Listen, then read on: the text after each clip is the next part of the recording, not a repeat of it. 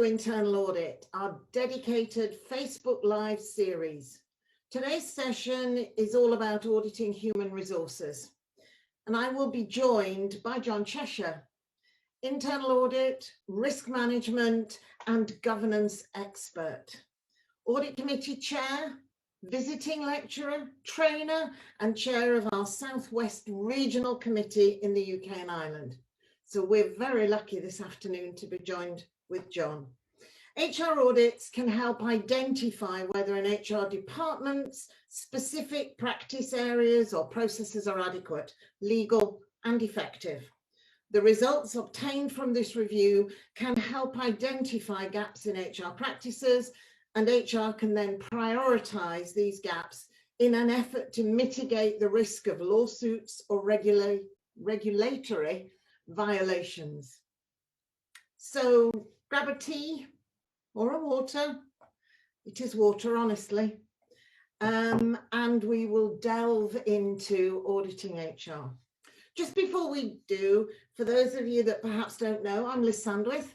I am the Chartered Institute of Internal Auditors Chief Professional Practice Advisor. And the Institute has over 10,000 members across all sectors in the UK and Ireland. And we're also part of IIA Global, who has 200,000 members across 190 different countries. And we all work to the same IPPF, which includes standards, code of ethics, core principles and definition. So that's really important for us. May I also remind you that you can acquire CPE points for joining us this afternoon on Talk to Internal Audit. So don't forget to log them using your CPE template. And if you're not sure how to go about doing this, details of how to claim can be found in the comments section. So as I said, today's session is around auditing HR, a practical hands-on session. In today's competitive climate, organisations operate within confines of heavily regulated employment environment. And I don't know whether you saw on the news about British Gas adopting a fire and rehire process that was in the news. So employment law is very important to all of us who are employed. The challenges include dealing with a myriad of complex laws and regulations, as I've just mentioned. The scope of HR functions includes establishing and administering a host of policies and practices, many of which involve compliance implications that significantly influence the productivity and profitability of the organisation. HR audits are used to assess the compliance of your HR policies and procedures. They can diagnose issues before they become problems and help you find the right solutions. But HR audits are more than just a tick box. They can be used to identify what you're doing right, help you improve inefficiencies and reduce costs. An HR audit can help you see how HR can better support your overall goals to build a better business. The audit will assist in uncovering some of the common questions, such as, do you have any missing or outdated policies and procedures? Is your employee handbook comprehensive and up to date? So if you have one that's dated 1924, it's probably a little out of date. Are your HR policy issues and procedures, and have they been communicated to management and employees? Are expected employee behaviours stated in company policies? And are policies regarding discrimination and harassment explicitly stated? Remember, if you like Facebook streams and want to spread the word, and I'm sure you do, be sure to share today's live stream. You can do that by clicking the share button in the corner of your screen. After all, the more the merrier. So let me just remind you, if you're just joining us, welcome. And today's session is around auditing HR, a practical hands-on session with our guest speaker, Chesshire. John, in case you didn't hear me at the beginning, is an internal audit, risk management and governance expert, an audit committee chair, a visiting lecturer and a trainee, and chair of the Institute's Southwest Regional Committee in the UK and Ireland. So without further ado, please may I introduce John to you. Thanks very much, Liz, and that's a marvellous introduction. I felt my kind of ears burning, going red with embarrassment, all these wonderful things that I feel that I am today by the sounds of things. So thank you very much, and thanks, Liz, again for inviting me to come along and talk about this fascinating subject with you all this afternoon. When it comes to auditing HR, as Liz said, it's a vast area. There's an awful lot that we can consider and cover in any audit assurance or advisory piece of work in this area. Over the far too many years that I've been an auditor, HR audits and audits looking at aspects of people risk have been some of the most enjoyable and I think rewarding pieces of work that I've been involved in. So if it's an area that you're slightly less familiar with, or you haven't spent quite so much time considering in your own sort of risk assessments and audit planning, then it's certainly a subject that I think can bring an awful lot of value to the audit service and to the organisation. And I really wanted to start with a sort of open question to you at the moment to begin with. When it comes to auditing human resources and people risk, I wondered, do you think that you currently have sufficient coverage of these areas in your internal audit periodic plan? Okay, I'll give you just a moment to think about that. Maybe it's yes, we're pretty comfortable. Maybe I'm not so sure. Let's wait and see what John's going to say. Or maybe no, it's an area that I think we do need to do a little bit more work in and consider in a little bit more detail in our planning. So give it a little bit of thought.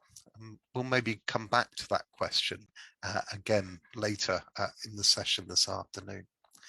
Now, Liz will be very happy with me, I'm sure, because I'm going to mention the Institute's Risk in Focus publication. And hopefully you've just recently submitted a kind of response to the 2022 survey that's just completing, I think, at the present time.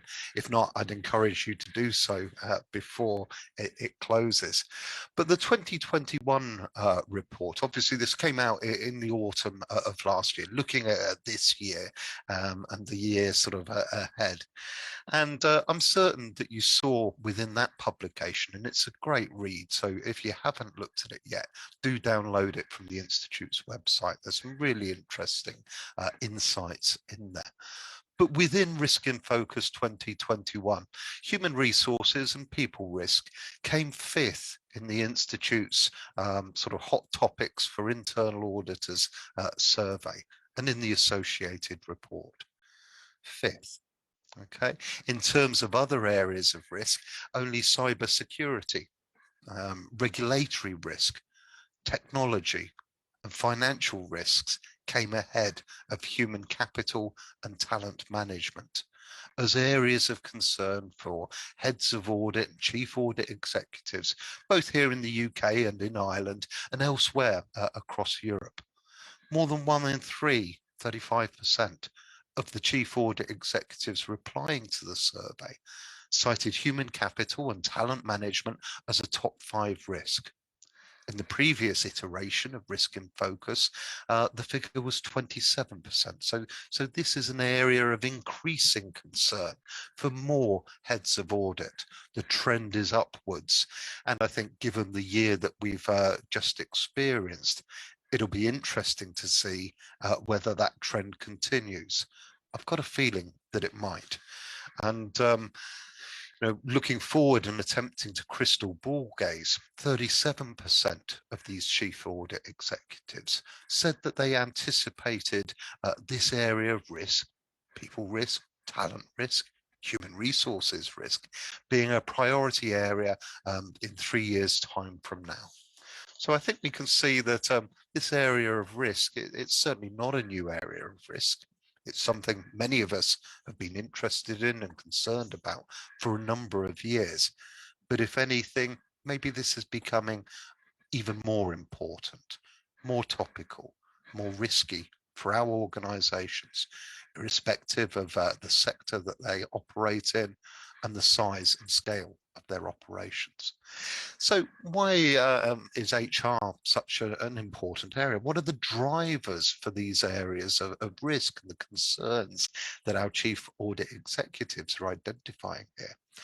Well, there are many reasons why HR continues to be important. Some organizations are growing and expanding their operations and require additional resources to help them achieve their strategies, visions, and plans. Globalization, and we've been living with globalization now for many years, but the pressures of globalization mean that we have a worldwide job market these days in many of our industries, in many of our sectors, and attracting the right people into the right role at the right time, at the right level of reward, and with the right expertise and competence is increasingly a challenge when we're facing worldwide competition, of course. But it's not all about the good side, the opportunities of a growing or expanding organization. Many of our organizations, and not just in the last year, but prior to that, have been facing cost pressures, of course, and downsizing, right sizing, making people redundant and shedding jobs, whichever language and terminology we'll want to use. And I'm a believer in kind of plain language, as many of you will know. You know, downsizing is a key area where organizations face risks associated with how they manage these processes. And as Liz said, how they comply with both legal obligations, but their own internal policies, good practices, and duty of care to their workforce. The war for talent, skill shortages, the need for an innovative and, dare I say it, agile workforce. Do I start saying bingo now?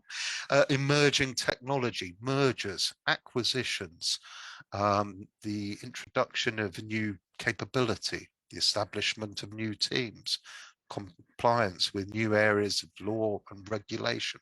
All of these have human resources implications. So there are many reasons why human resources are both an important function and activity within our organization, and why the risks associated with human resources and us, the organization's people, is increasingly important for audit functions in any organization. So I think that one of the most important functions within any organization is human resources. Now, whereas internal audit have probably stuck with the same name for forever, some of us call ourselves assurance rather than audit teams. Human resources has evolved from the personnel functions and departments of the distant past. I see Liz smiling, but I'm not going to say anything about Liz remembering the time when it was all personnel. I know, I'm sorry, Liz, when it was all personnel departments. Even if the majority of an organization's operations are automated in some shape or form now, people are still essential for deciding why, how, and when to automate what. So even if we're interested in robotics and replacing people with machines, then people still need to make those decisions about who, when, what, and how.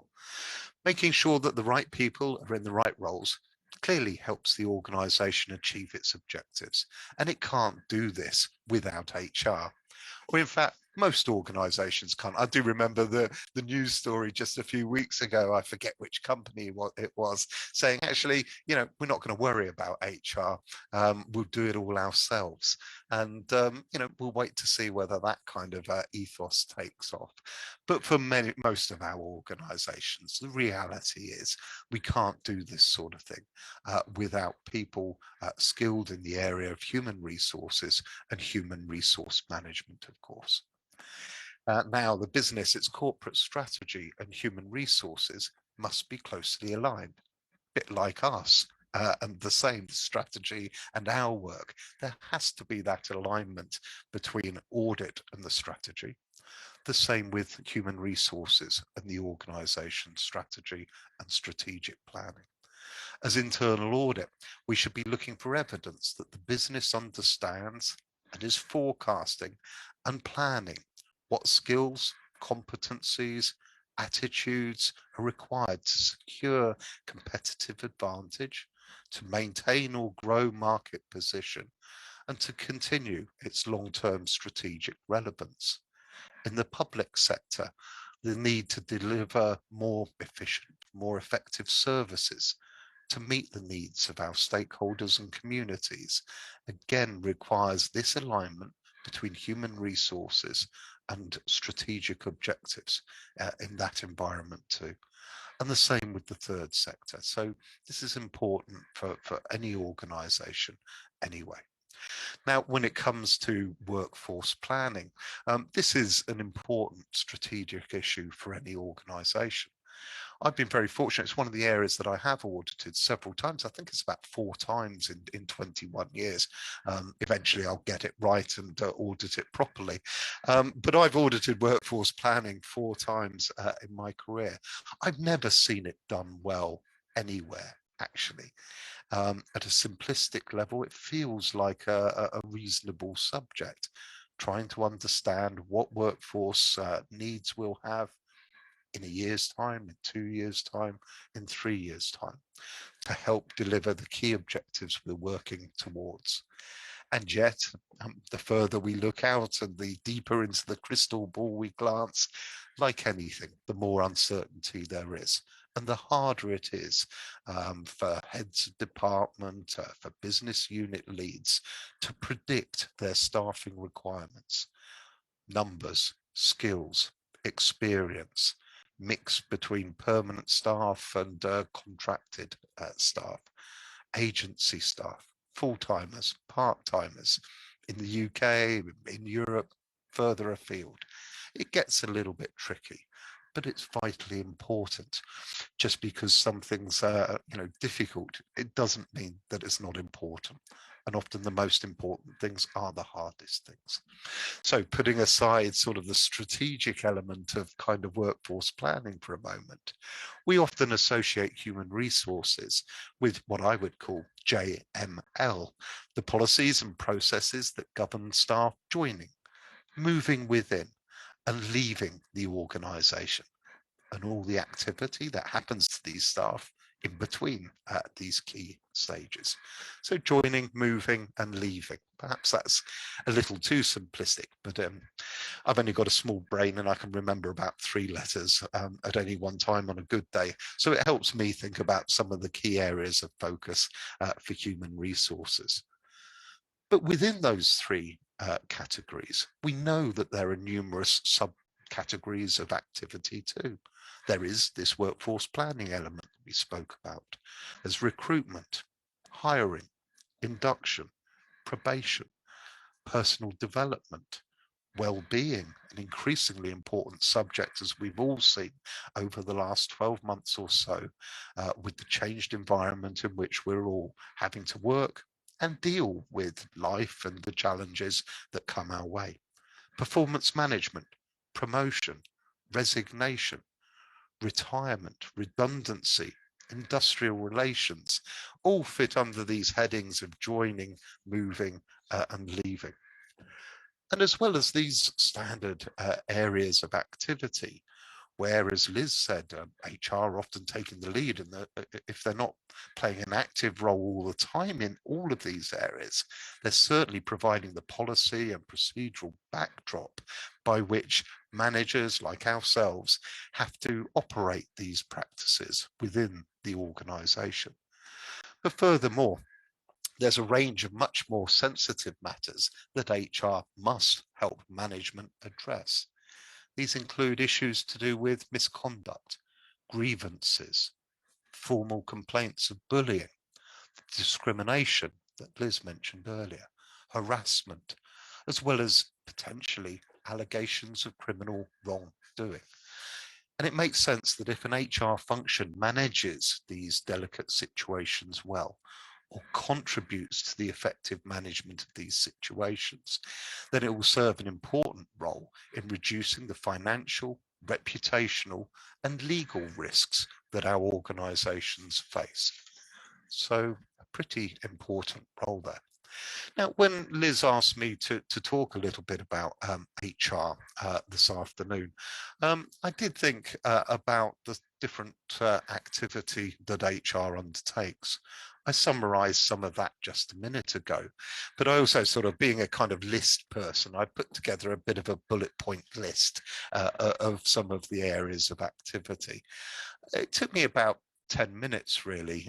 On a good day, I can work fairly quickly.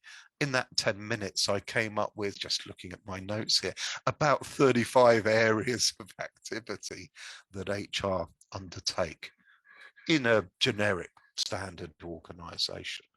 If we stick with our joining, moving, leaving headings, let's just think a little bit more detail about joining. Workforce planning we've mentioned. How good is that in your organisation?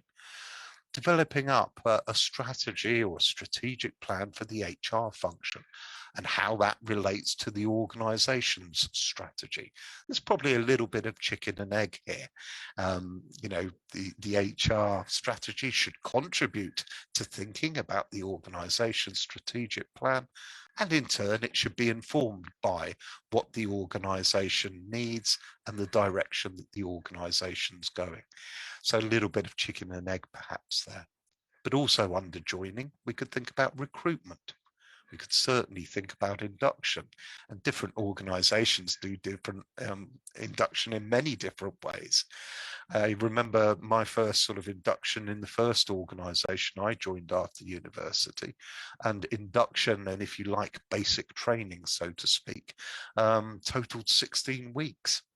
I don't think we'd ever see that anywhere in this day and age. And it was all in person, of course. Very little was done on the computer. Certainly none of it was done on an individual remote learning kind of basis. We don't have that luxury anymore. But how effective is induction? What's the purpose of induction? Is it something that could be done in a day? Is it something that could be done in 3 days? What are we trying to achieve from the induction process? What's in, what's out? What's done at the beginning? What's left till later? What's led by HR? What's done by the manager? What's learned on the job?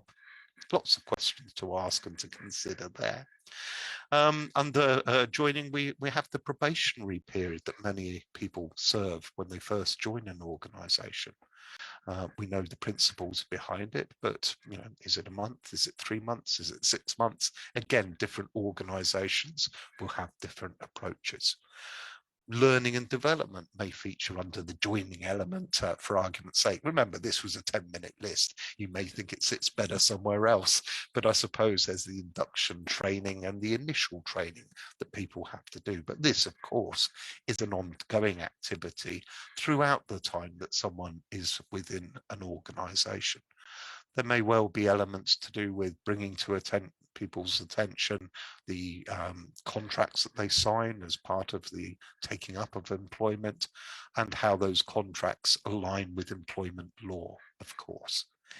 Again, the list is rather extensive. Under moving, we've got promotion, we've got talent management. How do we spot the potential leaders of the future? We may have transfers between departments and functions, or locations across the country or further afield. We may have redeployment activity. We may have different rules for overseas postings. We may have processes here and practices that HR are responsible for to help manage the employee experience, to keep our people motivated, on tune, supported through their working lives and experiences. Performance and reward obviously happens again throughout someone's career in an organisation. When we think about leaving, we mentioned some of these: resignation, redundancy, retirement, dismissal. Potentially death in service can happen, sadly, of course. Retention, a very important area, probably one that we don't spend so much time thinking about explicitly. Talk a lot about recruitment. What's HR doing to ensure an appropriate level of retention within the organisation? What is the right target for turnover that we're looking for? Okay, I don't know. Zero turnover is not good. 100% turnover isn't great either, unless they're bad apples, of course. Where is it? Somewhere in between. Okay. What target are HR looking for, if anything? Things like non-disclosure agreements, and we're going to come back to non-disclosure agreements later in this talk, because this is an interesting area, and again one that perhaps we've shied away from a little bit as internal audit. Maybe it hasn't really crossed our radar yet. It's certainly crossed my radar in my career, so I did want to talk a little bit about that as a little dive into a subject that we could audit. As well as the JML, I've added a couple of extra categories just to cover up or cover some of the remaining activities that HR may have a role to play in. I've called one of these governing, and or governance, if you like. I've grouped a few things underneath that heading. HR will often have a role to play in organisational design and development, making sure we've got the right structure for the organisation to efficiently deliver the organisation's strategy and strategic plan. If we need to adjust things to move from where we are today to where we need to be in terms of both the structure, but also the human capability, the human resources that we have within the organisation, then there may well be some organisational development activity to undertake too. We're cracking through the important words here. Transformation, a word that we're hearing again so frequently in our world of audit. But obviously, when we're thinking about transformation in the workplace, transforming our human resources and their skills and values, beliefs, competence, attributes, all of these things may well be an important aspect of the HR role in an organisation that's embarking upon incremental or significant transformational change. Codes of conduct, pretty important. Liz mentioned this at the very beginning. You know, how up to date is it? Does it cover all of the practices that we would expect to see in a modern organisation? Or is it an antique, as Liz suggested, something that hasn't been reviewed, updated, owned, and kept alive to the changing world, and often, you know, long overdue changing world that we're living in today? HR will have a role to play in employee relations. We talk about data analytics in the internal audit space.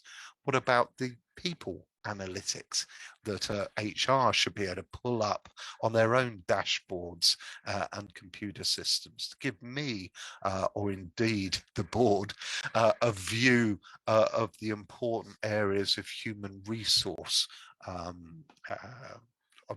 suppose capability, but also risks and challenges in the organisation? Where are the pressure points?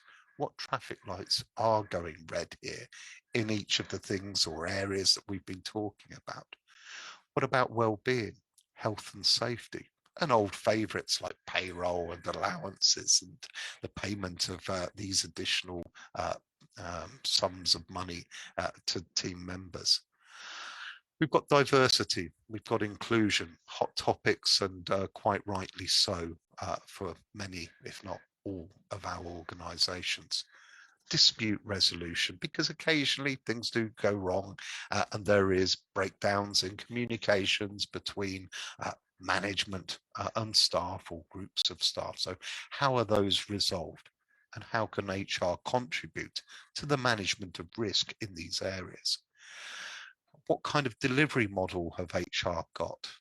Are they using one based upon the kind of modern sort of business partnering approach, where key points of contact engage with departments across the organization to understand their human resource needs and to take those needs back to HR Central and to help prioritize those needs into this HR plan or HR strategy for the organization?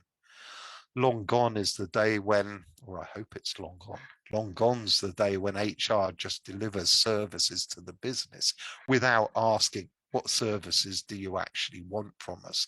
What kind of HR service do you need? How can we help you do your job and deliver your objectives? Now, I'm sure that still happens in some organizations, but I prefer the business partnering approach. Feels much more appropriate to me. Complaints, grievances, raising concerns, absence, attendance management, flexible working, home working, equal pay, ethics, culture. Again, one of our favorite words in the world of audit for the last few years here. HR have a role to play in this. If culture is the way we do things around here, and if it's about values, beliefs, and behaviors. Discrimination, productivity, maternity, paternity, the demographics of the workforce, certain functions, in certain functions, the demographics of people working in those roles may be quite young, may be middle-aged, they may be approaching the end of their careers with us, as certain functions and certain roles have attracted recruits at different stages of time. So things like health and safety, very big in the 80s as this profession grew and as people and organizations began to think much more about health and safety risk. Many of the people I know involved in the health and safety profession now are approaching, a bit like me, I suppose, the end of their careers or later stages of their careers, and far fewer youngsters are being drawn into that particular role. Unlike auditors, where we've got a nice mix in terms of demographics, I think. Whereas maybe health and safety's had a bit of bad press, and it's not necessarily attracting people into that function, as an example. Now, before anyone writes in and says, actually, loads of people are joining health and safety, I'm only going from my perceptions and what I've seen in organisations. So when you start thinking about what HR does, we can soon produce a lengthy list of activity. Each of those things that I mentioned could be part of a larger audit, or if our organisation is of a medium or large size, those could be individual audit engagements of their own right. And by the time I think I got to the end of that list, it was probably more like 40 areas of potential interest than the 35 I kind of started with, really. Got carried away as usual. So 40 areas of perhaps people risk there, or 40 potential areas that we could audit. 10 days, 20 days, 30 days in audit. Very quickly, we've got a whole program of work there lasting several years, spread across different members of our audit team. Okay, that's not a small subject area. That's not a kind of small investment of internal audit time. Now, ultimately, however, however HR and an organisation's HR practices may well reflect the culture set by the board. Okay, and we would hope that our practices would reflect the culture set by the board. But if the board is indifferent to staff well-being and behaviour, then HR is going to always face difficulty persuading senior managers or board members to recruit, retain, and promote people with positive values and ethical standards. That's pretty important to me. And we as internal auditors must approach any engagement with a thorough understanding of the organisation's objectives, but the organisation's culture as well. We've spoken about this for years now. The tone at the top, bingo, set by the board, should tell everyone inside and outside the organisation what the culture is, the way we do things around here. This is absolutely within our remit as internal audit, as Liz and as the Chartered Institute make clear and have been making clear now for quite a long time. Okay, for the last 5-6 years, it's something we've all been talking about. Even if the tone at the top champions integrity, transparency, and the like, all these other wonderful things that we often hear or see, this doesn't mean it will prevail. The board may say one thing officially for the regulators, for the record, for the media, but internally, unfortunately, may support or ignore poor behaviour. Even if the board is sincere in its statements, not all regions, not all offices, locations, sites, departments, or managers may comply. Again, we as internal audit must play a key role in observing and reporting this, in my opinion. And an HR audit is an excellent opportunity to see how this particular function not only communicates, but also behaves in accordance with the organisation's values. We as internal audit will therefore review not only controls such as the policies and processes that we've mentioned today, but also behaviours, communications, the results of the staff surveys that we see undertaken regularly in our organisations. After all, the documented control may say one story or give one view, but people's everyday actions may very much show a different picture. Any disconnect between the two will come into sharp relief or sharp focus during times of conflict or times of difficulty or stress within the organisation. And the pandemic that we're still working our way through is a prime example of a time of stress for many of our organisations. Entrenched disagreements, allegations of misconduct, instances of mistreatment potentially, all these very human situations show whether an organisation's professed beliefs mean anything in practice at all. So HR have got some sort of hard activity to deliver, processes, policies to write and enforce and implement, but also have a role to play in some of these softer areas of organisational culture and control. And we often focus on the harder side, the policy and the process, but the role in dealing with and supporting people through some of these other more challenging areas is an area we're perhaps a little bit more nervous about looking at. We don't want to upset people, offend people, break the law, inadvertently say the wrong thing. I think we should be giving a little bit more attention to some of these soft controls. But for now, let's think about some of the HR areas we could audit. Now, I gave you a list of about 40 things earlier. We can't talk about all of these in detail. So I'm just going to pick on some of these areas, perhaps some of the slightly more interesting areas to my mind, some of the ones perhaps that we have maybe got less experience of thinking about or involvement in. I mentioned responding to concerns, or if you like, whistleblowing for argument's sake. And HR are one of the functions that may well have an important part to play in this process.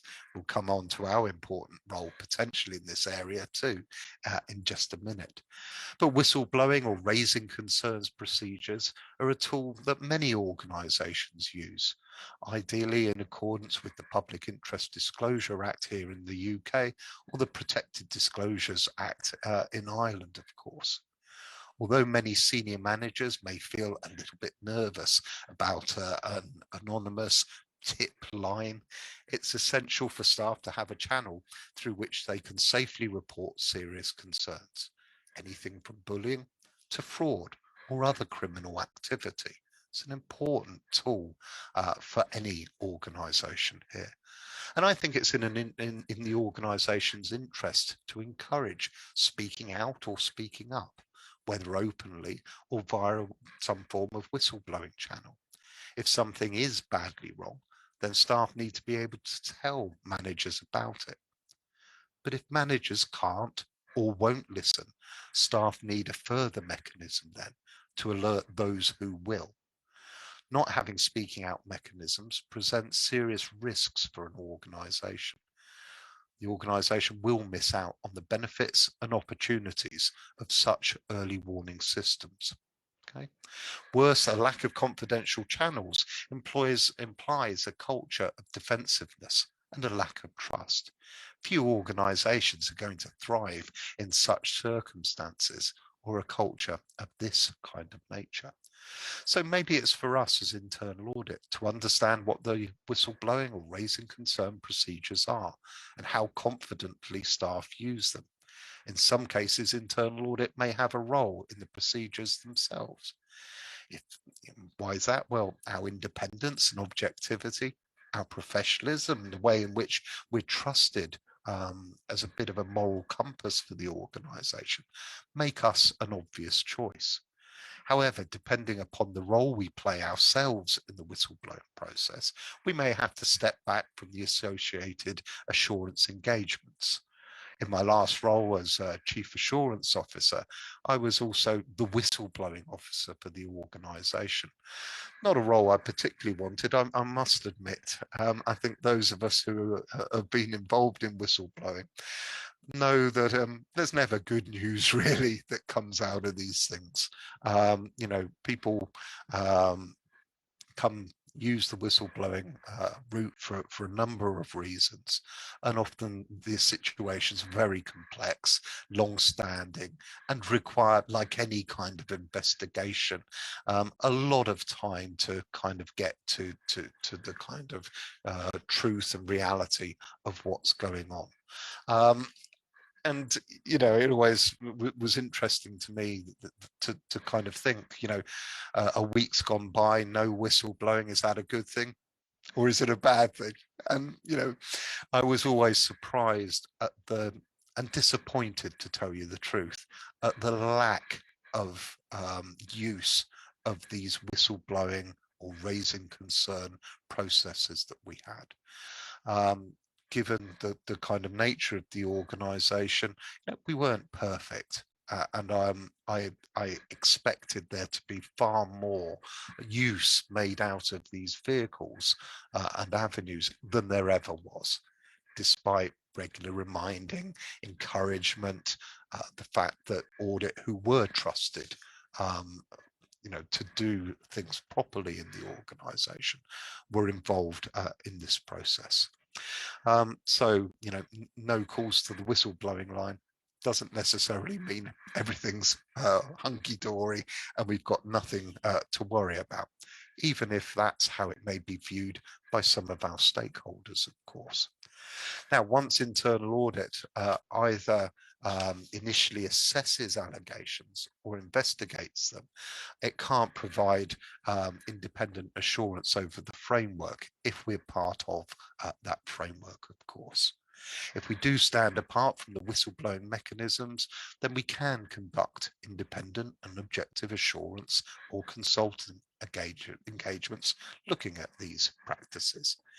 But in any case, or in either case, whether we're involved or not, HR is likely to play a role in the whistleblowing framework, either through helping to establish it in the first instance, or to carry out certain tasks within it, or simply by communicating to staff that it exists, what its purpose is, and how to use it. Now, where I worked previously, while I was the whistleblowing officer, my deputy was the deputy director in human resources. So people could come direct to me, or they could come to him, or to either of us. Sometimes they prefer to come to me because HR were already involved in an aspect of the situation they had concerns about. So in that respect, they could come to me. Presumably they could go to HR as well if they felt that audit were already involved in it through one shape or form. But between us, the system sort of worked, even though it may have been underused, I think.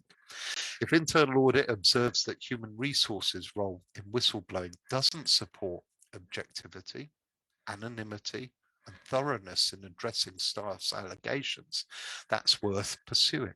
Okay, and that feels like a finding or an area of concern that I'd want to explore in more detail during an audit engagement. Why is it?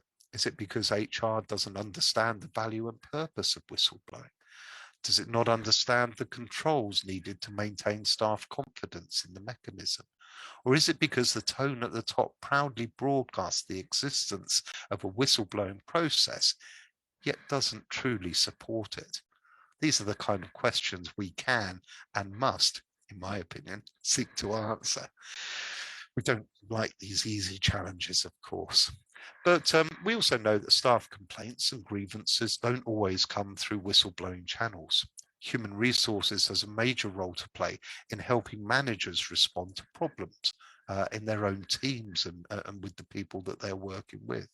These problems vary from dysfunction within teams to poor individual performance. If the problem is managers themselves, of course, then human resources must have processes in place to manage the matter fairly, striking the right balance between openness and discretion in resolving these concerns and situations. All too often, HR will find itself helping managers to manage out individuals or potentially even entire teams. Internal audit needs to be sure that HR is not applying the same approach in all instances. A poorly performing member of staff should not simply be shunted off to another luckless team, something I'm sure we've all seen in our careers, for another manager to have to suffer. Nor is the solution sacking the individual on spurious or made up grounds. That's not right or appropriate either. Now, organisations may also be automating operations, something we mentioned in passing before, and therefore needing fewer staff. So it is human resources helping senior management restructure properly. We spoke a little bit about organisational design and transforming organisations. Many HR functions have key skills that can assist in organisational design and development. Or is HR simply doing management's, senior management's bidding, processing the paperwork to make people redundant without proper analysis, or, if necessary, consultation? Internal audit should be alert to situations where redundancy is a fig leaf for removing poor performers or even whistleblowers. Sometimes managing out is senior management's preferred option to deal with a difficult member of staff. HR will be called upon to help with the process and must ensure that it is as fair and transparent as possible. If the member of staff is suspected or even known to be a whistleblower, then HR should encourage managers to use great caution, even if the reason for the member of staff's departure is completely unrelated to their whistleblowing. Most people are going to assume that the person is being punished for speaking out. This can, of course, lead to serious reputational and possibly financial and legal risks if the former member of staff goes public, of course. To manage this risk, many organisations have started using non-disclosure agreements, NDAs, more frequently. So I said we'd get round to NDAs again. This has long been standard practice in companies specialising in technical research and development, or in particular sectors, where an NDA could prevent a former employee from sharing precious intellectual property with a commercial rival. However, recent cases have shown organisations using NDAs to gag former employees who have endured sometimes criminal levels of abuse. An audit of HR practices when managing out staff should look carefully at when, how, and why NDAs are used. Are they genuinely used to protect the organisation's investment in proprietary data?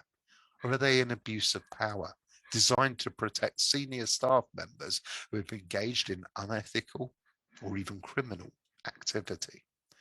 If so, what and who is the organisation protecting and why? And how does this fit with the tone at the top? How an organisation responds to credible accusations of harassment, discrimination, assault, and other crimes tells its staff and potentially the world what its values really are. Does it investigate, discipline, and if necessary, report the culpable party even to law enforcement. Does it do this, but only at less senior levels? Or does it sweep everything under the carpet, managing out the complaining employee, insisting on a non-disclosure agreement? If the organisation believes it's protecting its reputation, its brand, and ultimately its income through the last two approaches I've just mentioned, internal audit can help identify the problem and warn senior managements of the real risks here, or of the bigger risks here. They may think the approach is sustainable, but maybe we as internal audit should point to the serious and prolonged damage it can cause and the negative effect it has on our human resource, perhaps our most valuable asset, and the culture of the organisation. Employees know when senior managers protect themselves, not staff. Likely effects include high turnover, absenteeism, cynicism, poor productivity, possibly fraud. Now, I'm not excusing fraud as a response to poor management behaviour, but I can understand why we may see an increased risk of fraud in an organisation where everybody or many people see management for what it is. And of course, management time wasted on repeated complaints about the same people causing the same problems. Okay, I think we've all seen individuals like that in our organisations. HR should be involved in, and should certainly be aware of all of these consequences and take steps to act accordingly. Ultimately, I think it's up to us as internal auditors. Which approach do we think helps or best helps an organisation achieve its objectives? Assuming our organisation has a meaningful policy on ethics and robustly stands behind controls such as a code of conduct, then we as internal audit are uniquely placed to identify how human resources makes tone at the top a reality. Now that sounds exciting. That sounds like a good piece of audit work I'd want to be involved in. Now, what else or where else are the pressure points and the particular areas of topicality in the space of people and human resources? Well, just a brief reminder of what it says in Risk in Focus 2021.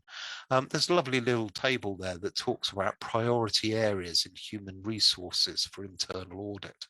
I like it when somebody else does the hard thinking because it makes it easy for me to pick on that one for the plan or pick on this one for the next audit work that we'll do in this area. But the key bullet points that Risk in Focus identifies are some of the ones we've been talking about, some that are slightly different perhaps. Capacity to attract new talent. That's an interesting one. You know, people are going to be attracted to an organisation with a good culture, where there is investment in the human resource, where management walk the walk, talk the talk, and the tone at the top is matched by positive action, not the sort of situation that I've just been exploring with you. Other areas, retention rates of key staff. We know that there are skill shortages in a number of key areas, in a number of key roles that all of our organisations need at the present time. Cybersecurity, a subject close to my heart. There's certainly not enough people with these skills, competence and experience to protect our organisations from all the bad guys out there. So if we're losing our skilled specialists to competitors or from the public sector to the private sector or vice versa even, then what new areas of risk is this exposing our organisation to? Levels of diversity. Another word that I've not mentioned today yet, levels of burnout. And again, you know, it was only 2 or 3 weeks ago we were hearing in the media about the long hours culture that continues in some organizations, in particular sectors, where that 100-hour week or 80-hour week and signing off to say that you're prepared to work this number of hours remains acceptable in some sectors and environments. Little wonder that people, suffer from stress, from exhaustion, from burnout, then taking weeks or longer to recover. How can that be right? Speed of decision making, flexibility of operations, absenteeism are all areas called out by Risk in Focus. Employee engagement sounds a lovely kind of concept, and it's vitally important. What are HR doing to create an environment where employees do feel engaged and remain engaged with the organization, with its brand, with its culture, with its ways of working, its ethos, and stay with the organization as a productive member of the team? And then the final area called out continuous personal improvement and education, the kind of investing in our people side of HR activity. And in a world that's increasingly volatile, in a world where technology change is continuing at pace, we need to ensure that our workforce remain up to the challenge, capable of addressing the challenge that we all face it. Investing in our workforce feels like an obvious and straightforward control to keeping them engaged, keeping them with us, and keeping us world class in whatever field or sector we happen to be in. It feels like a bit of a no-brainer to me. Okay, coming back to kind of conclude then, I asked you at the beginning whether you felt you had enough focus on human resources and people risk in your current internal audit periodic plan.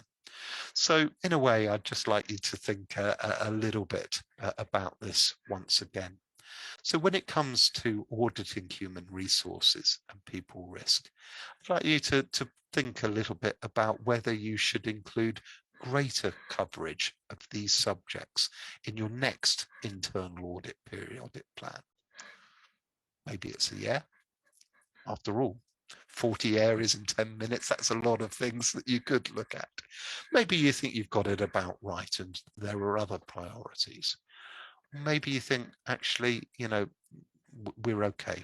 We've recognized the risks here already, and we are embarking upon a systematic program of assurance over these key areas. Maybe taking some of these subjects or areas of risk from the joining, from the moving, from the leaving areas of human resources activity, or related to the governance of the human resources function and the way it discharges its organizational duties. Now, I don't know that I've done enough work in these areas in my audit teams, even though it has been an area we have focused on in the past. There's plenty of risk here, as I think we've said. Now, I will just plug a couple of other things at the end of this talk. I deliver a couple of courses for the Chartered Institute that look at areas of the subjects that we've been talking about today. So I do deliver a course on auditing human resources and people risk, and we run this course 3 or 4 times a year. So there are dates available out there for the next course in May, then it's July, and then later on in the year.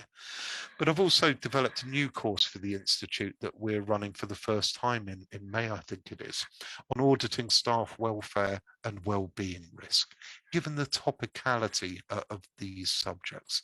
It's not about us and our own wellbeing, but it's about what HR and the organisation as a whole are doing to safeguard the people that work for the organisation and ensure their well-being, both in a regular environment, but particularly in the pandemic world that we've been talking about and seeing over the last 12 months. But the final thing I wanted to say, when it comes to human resources and auditing people risk, there's a wide range of technical resources available on the Chartered Institute website. And I can see Liz smiling there because we're both really interested in developing good technical guidance for the Institute. And if you go to the resources section of the website, and if you're on the left-hand side, you click on the little tab that talks about auditing business functions. That's where you can come across a whole range of technical resources to help you audit aspects of human resources and people risk. There's some great material on reward and recognition, talent management, training and development, etc., etc. So do make use of that. Put together by volunteers. All of us are auditors. We've got a bit of experience in these areas. I'd strongly encourage you to check out that section of the website if you do want to know a little bit more about auditing this fascinating subject. So that's probably it from me. I'll happily hand over to Liz now. Thank you very much for listening. Thank you very much, John. Lots and lots for us to think about.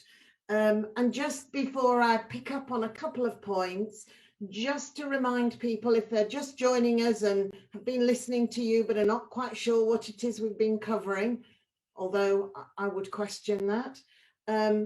Today we've been looking at Auditing HR, a very much a practical how-to session that covered things like organisational growth, cost pressures, talent management, innovation, emerging technology, and things like risk and compliance from an HR perspective, and staff well-being. And to build on one of your points, JML, the joining, the moving, and the leaving. So huge thank you, John, for your contribution today. Lots for us to think about.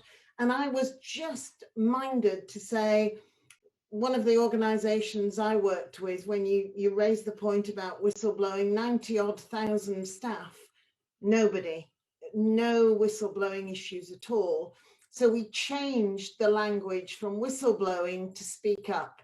And we started getting people sharing with us their thoughts and concerns. So maybe sometimes we need to look at language as well to help our staff, our people, make sure that they know what it is they can do and what it is they should do when they see things of concern.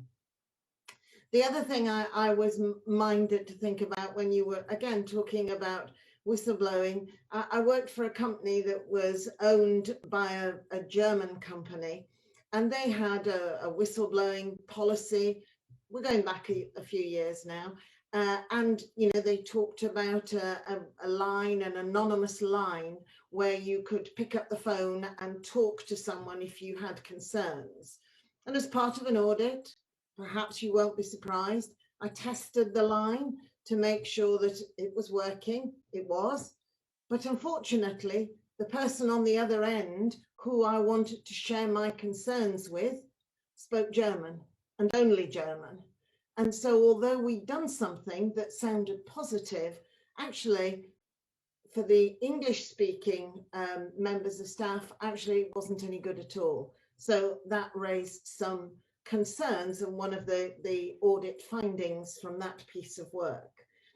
The other thing that made me smile when you talked about what do we do with poor staff or staff that are not perhaps delivering as we might expect. When I first joined Internal Audit a number of years ago, they used to put, particularly managers, poor managers, they used to put them in internal audit, working on the premise that they could do least damage in internal audit. Now that doesn't happen anymore, thank goodness.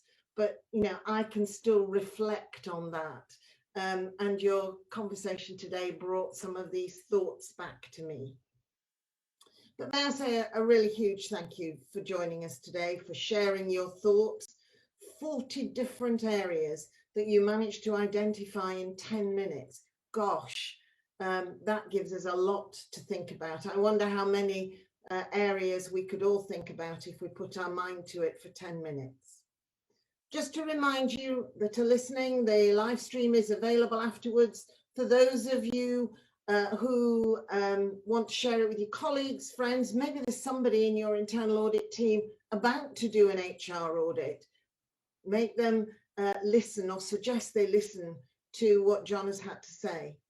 Also, don't forget to keep following all of the exciting things the Institute is doing on Facebook, LinkedIn and Twitter. As a member, you have access to the latest edition of our Audit and Risk magazine, which is now available on our website. For the past year, internal auditors have looked to the present, fighting fires, mucking in, rolling up their sleeves to support the business, conducting emergency reviews and mini audits. The Institute has also worked hard to support members at this very difficult time, offering guidance and a variety of platforms on which we've shared hard-learned experience. We're not out of the woods yet, but now we need to focus on the future. While we hope that we are all facing a year of recovery from the pandemic, we're also facing a year of multiple crises and uncertainty, from economic recession to post-Brexit deals and climate changes. The headlines in the latest edition of the magazine are how to prepare for a cybercrime wave, post-pandemic fraud risk, and updates to the Chartered Institute's FS code. As you know, I'm happy to take questions via email at liz.sandwith@iia.org.uk. The Audit and Risk Awards recognise the high standards of quality and integrity vital to the success of internal audit, as well as rewarding the innovative delivery by teams and individuals who are at the cutting edge of their profession. We have just announced the shortlist of the audit for the Audit and Risk Awards. So why don't you join us on the 25th of June and be there when the winners are announced? Book your place at this year's awards ceremony. It's taking place online and it's free. 2020 has also seen internal auditors across each sector get to grips with the realities of working remotely. We've had to conduct business critical internal audit engagements while working away from our desks, distant from our clients and apart from our management. How we have successfully employed essential communication skills, internal auditing tools, and our core internal auditing principles in this remote working environment has been quite different to what we have been used to. We have a new training course that will show you how to provide effective professional advice and internal audit assurance while working remotely, enabling you to deliver engagements, deliver the plan, and deliver the insight our boards need.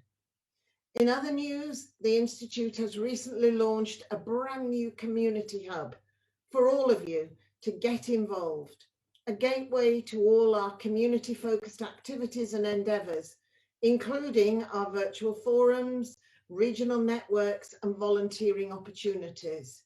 There you'll find a list of all our special interest groups. So if these pique your interest, reach out. Our community hub is open to all, members and non-members, and draws on our learnings from the COVID-19 period. So watch this space as it continues to take shape over the coming months. As we move into the new future, please don't forget to look out for our Talk to Internal Audit sessions. All of the live streams that we did in 2020 can be found on our YouTube channel. So if you haven't watched any yet, be sure to subscribe. A link to our YouTube channel can be found in the comments section.